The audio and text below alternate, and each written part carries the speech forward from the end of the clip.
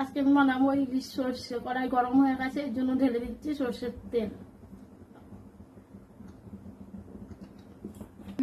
আমি আজকে রান্না করবো আমার শাশুড়ি মায়ের মতন।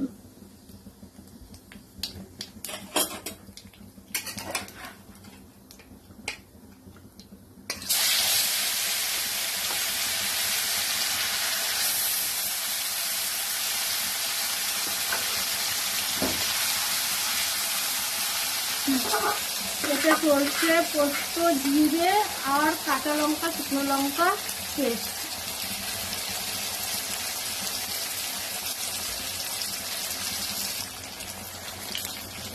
এই মাছটাকে আমি একটু উল্টে নেব।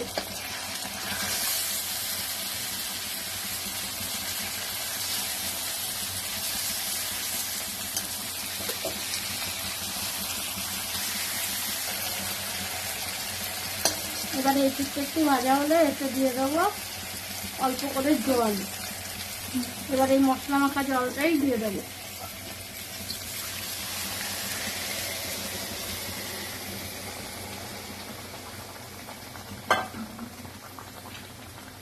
দিয়ে দেবো এটা স্বাদ মতন নুন।